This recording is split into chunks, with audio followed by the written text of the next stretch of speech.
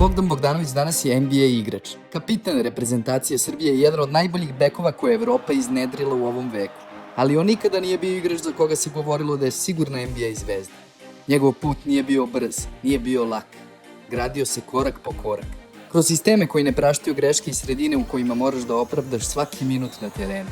Kroz ovaj video ćemo vam pokazati kako je izgledao njegov put i šta je sve potrebno za uspeh na najvećoj svetskoj sceni. Vidjet ćete Bogdanove prve košarkaške korake, a kasnije i njegove najveće uspehe. Početak. Mirjevo. Bogdan Bogdanović je rođen 18. avgusta 1992. godine u Beogradu i odrastao je u Mirjevu. To nije sredina u kojoj se sportisti štite ili guraju bez pokrića. Ovde moraš da se dokažeš, svaki dan, svaki trening.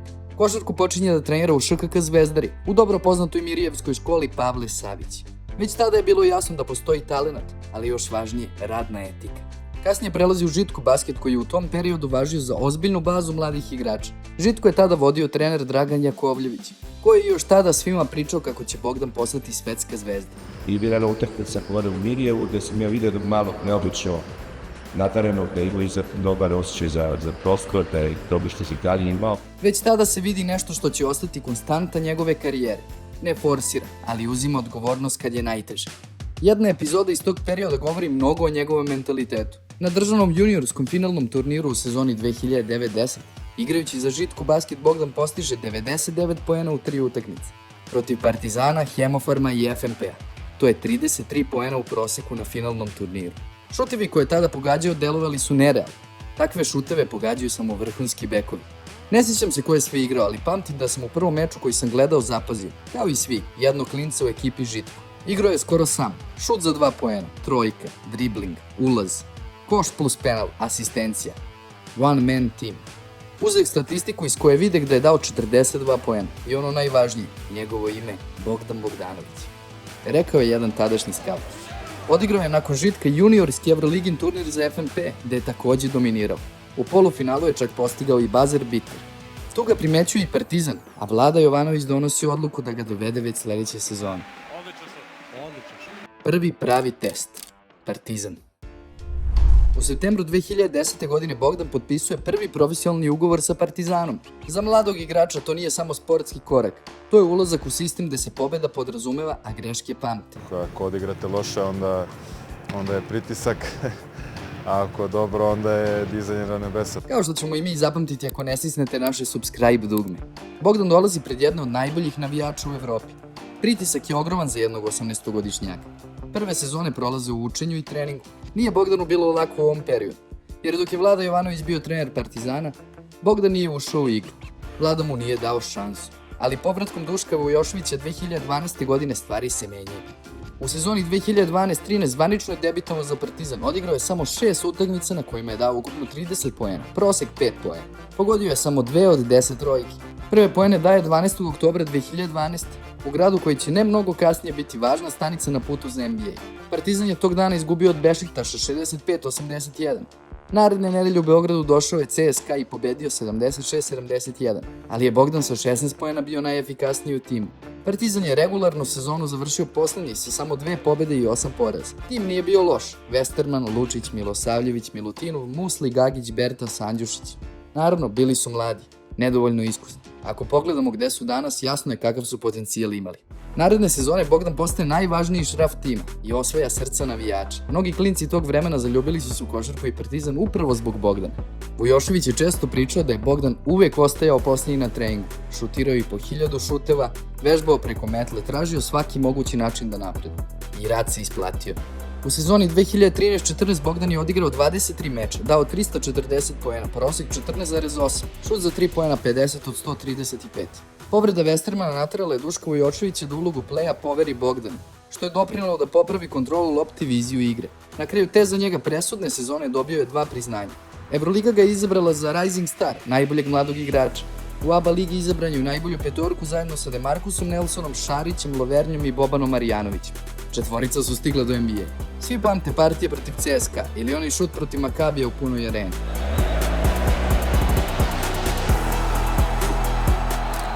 Momente koji su pokazali šta je Bogdan postao u Partizanu. Zanimljiva scena dogodila se u Košarkaškoj ligi Srbije kada je Bogdan krenuo da se buni kod sudije zbog faula koji je suđen. Dobio je tehničku, a to je iznerviralo Duška Vujoševića koji ga je uhvatio za vrat.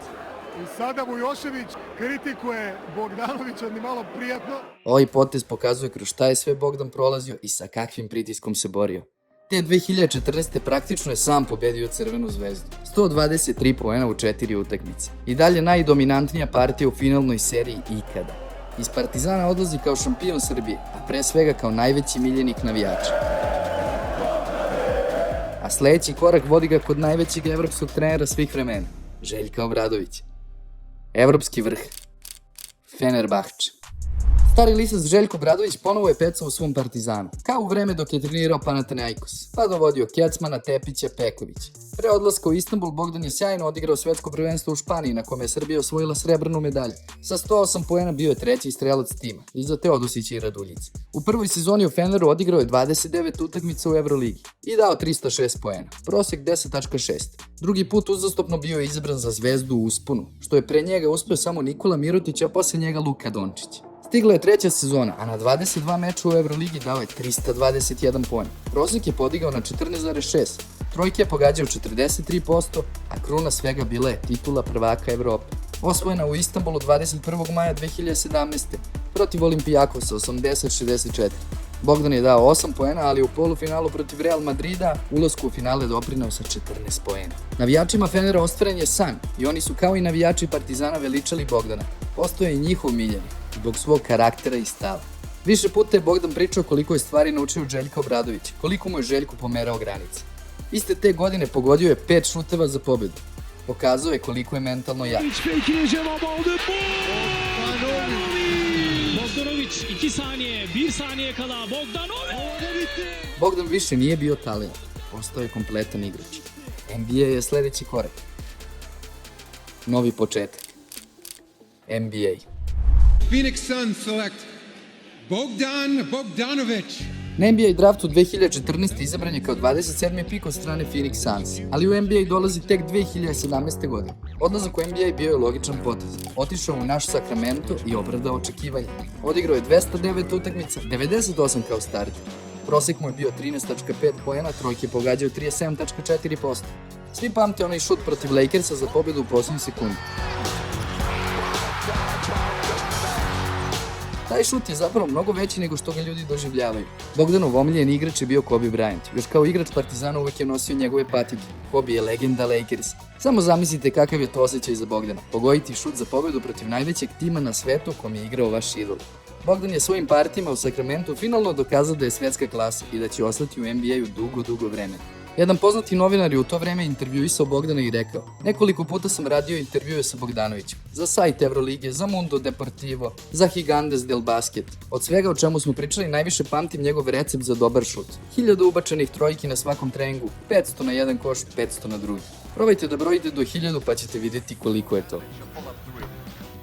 Veća odgovornost. Atlanta.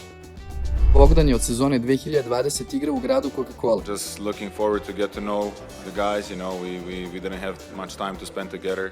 Kada je stigao u Atlantu, Bogdan je odmah napravio dobru konekciju sa Atlantinim najboljim igračem Trae Youngom. I njih dvojica su to pokazali i na terenu. Bili su ogromna pretnja sa bekovskih pozicija za svaku ekipu. U Atlanti je Bogdan celoj Americi dokazao koliko je kvalitetan igrač. Bio je u užem izboru za najboljeg 6. igrača lige, a u dresu Hawksa za 5 sezona beležio je 15 poena prosečno. Trae Young je stalno govorio: Bogdan je sigurno u top 5 najboljih šutera u ligi.